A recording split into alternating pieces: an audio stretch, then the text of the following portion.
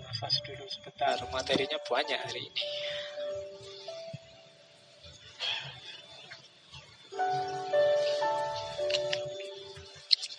Wisdom, kebijaksanaan. Abundance of knowledge does not teach men to be wise.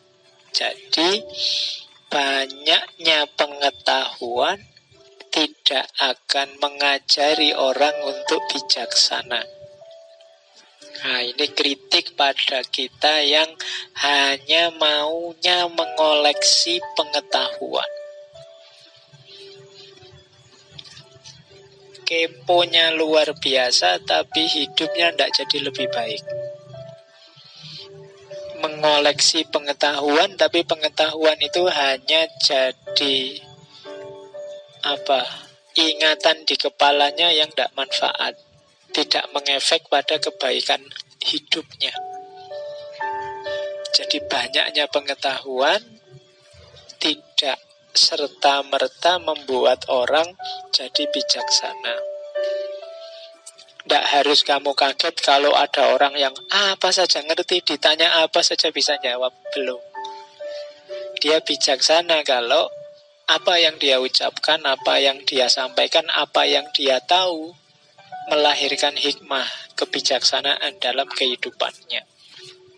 Itu baru disebut orang bijaksana. Kalau hanya tahu saja belum disebut bijaksana. Karena kalau sekedar tahu, anak kecil juga bisa menghafalkan teori-teori, menghafalkan konsep-konsep, kemudian disampaikan ulang.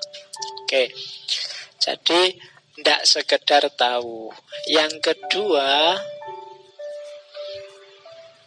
those who love wisdom must investigate many things.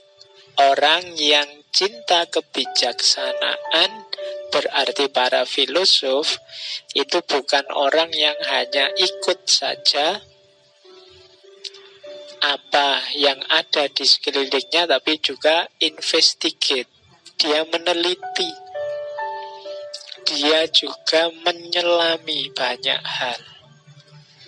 Jadi, filosof itu tidak cuma membaca dari luar, tapi juga menyelami ke dalam. Jadi, those who love wisdom must investigate many things. Harus menginvestigasi banyak hal. Oke, itu sama. Di bawah juga ada those who love wisdom must investigate many things. Apa yang dilakukan applicant for wisdom do what I have done. Orang yang menjalankan kebijaksanaan pasti melakukan apa yang sudah aku lakukan. Apa yang aku lakukan? Inquire within. Apa yang diinvestigasi pertama-tama? Menginvestigasi diri sendiri. Membaca, menyelami diri kita sendiri.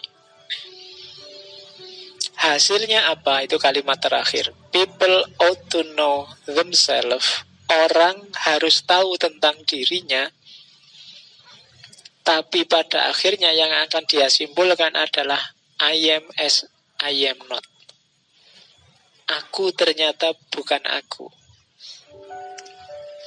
Jadi kalau kita menyelami diri, ketemunya biasanya aku yang bukan aku. Kenapa? Karena kita itu biasanya menganggap diri kita itu bla bla bla bla. Tapi begitu kita selami, ternyata tidak begitu. Jadi I am as I am not. Oh, ini termasuk oposisi tadi. Jadi ternyata aku itu bukan aku. Kamu menganggap dirimu bijaksana, kamu menganggap dirimu mahasiswa yang tekun, yang rajin, prospek ke depan cerah. Itu begitu kamu selami dirimu, ternyata tidak begitu, Pak. Baru sadar saya. Ternyata saya selama ini kegeeran, Pak. Tak anggap aku itu penting gitu. Ternyata sama sekali tidak. Tak anggap teman-teman itu kalau muji-muji saya itu benar-benar muji. Ternyata basa-basi. Tiap ketemu kok bilangnya, wah tambah ganteng aja. Ternyata basa-basi, Pak. Saya baru sadar sekarang. Itu I am as I am not. Dari mana kesimpulan itu muncul? Inquire within tadi, kita menelaah ke dalam diri. Dan itulah yang dilakukan seorang filosof yang love wisdom, yang tidak sekedar mengoleksi pengetahuan. Jadi jangan cuma mengoleksi pengetahuan, tapi bacalah. Apa yang dibaca? Dirimu sendiri. Kalau sudah membaca diri, apa yang ditemukan? I am as I am not. Ternyata aku ini bukan aku. Itu maknanya luas sebenarnya. I am as I am not. Kalau masuk ke dunia sufi nanti jadi beda lagi. I am as I am not itu. Jadi ternyata aku ini bukan aku. Aku yang dulu bukan aku yang sekarang. Ya, lagumu kan itu. Terus dilanjutkan tentang kebijaksanaan lagi. Don't bark at what they don't understand. Ini nyindir luar biasa. Anjing itu menggonggong pada apa yang tidak mereka mengerti. Berarti apa? Orang itu semakin banyak ngomong menunjukkan dia tidak paham. Kalau sudah paham ya diem. Biasanya begitu. Jadi kalau orang sibuk bahas sesuatu, apalagi sambil menyalah-nyalahkan yang lain tentang sesuatu itu, biasanya dia belum paham, belum yakin benar dengan pandangannya. Dog bark at what they don't understand.